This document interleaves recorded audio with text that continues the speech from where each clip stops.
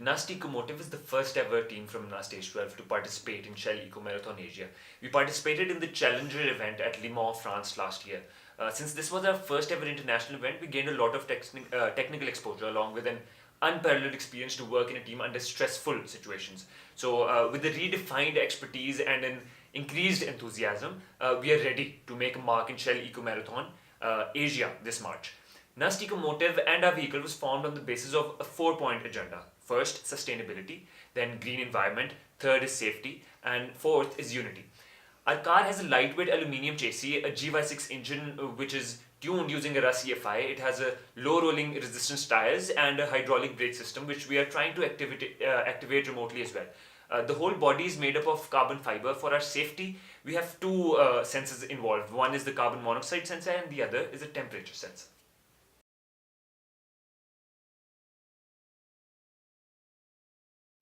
So what I would like to do is tell you about some basic physics related to fuel consumption in a vehicle before we go on to technical details of the car. Fuel is basically consumed to work against three basic resistances, namely inertial, aerodynamic drag, and rolling resistance of the tires. For inertial part, we are using lightweight aluminum for chassis construction and carbon fiber for body construction. And we are also using carbon fiber lightweight rims for our tires. For aerodynamic part, we made 10 different body shapes and performed CFD analysis on those bodies. CFD analysis results were used to find the best body with the minimum drag. For the rolling resistance part, we are using Michelin low rolling resistance tires that essentially have zero rolling resistance.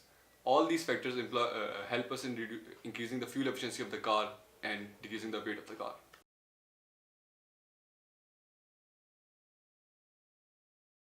So we are using GY6 50cc engine for our vehicle.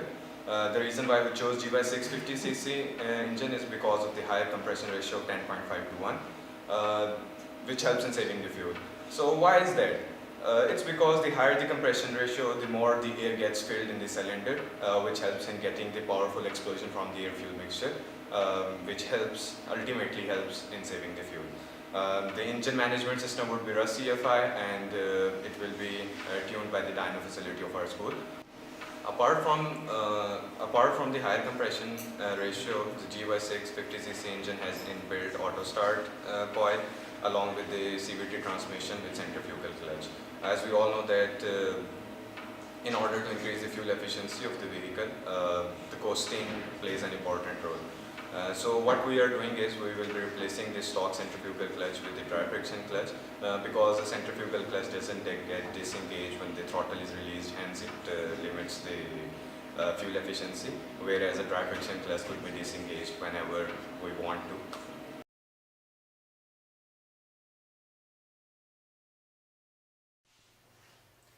Safety has always been NUST Ecomotive's top priority. We wish to ensure that the driver is comfortable and safe throughout the run, throughout the event. And our technical team has been working tirelessly 24/7 to ensure that nothing happens to our driver during the run. We will be constantly monitoring the driver through video streaming and through different sensors that are in the cockpit. Our cockpit will be essentially very safe. We will have CO sensors, right?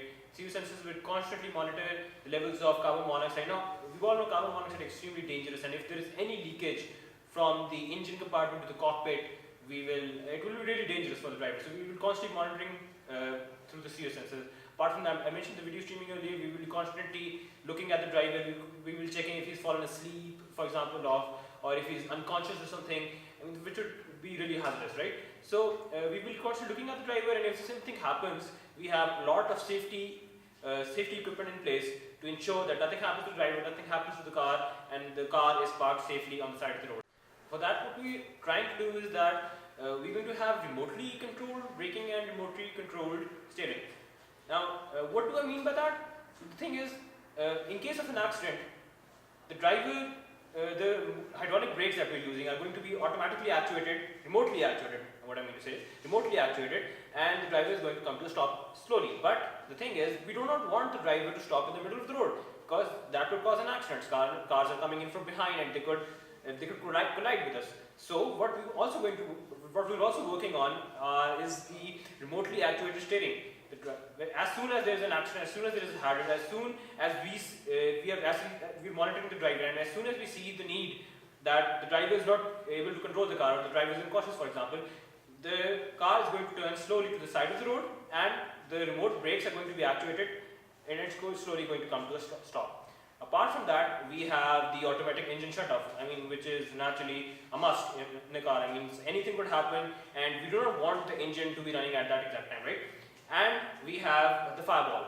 Now, what is the fireball? It's sort of like a fire extinguisher in the engine compartment that is going to automatically actuate in case of a fire. In case the engine catches fire, or either a component or part catches fire, it is going to automatically actuate, it is going to extinguish that fire, and it is going to keep the driver safe, it is going to keep the car safe.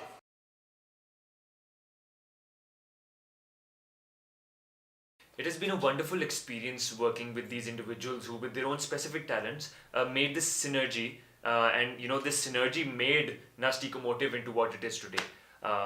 We look forward to see you all in Singapore.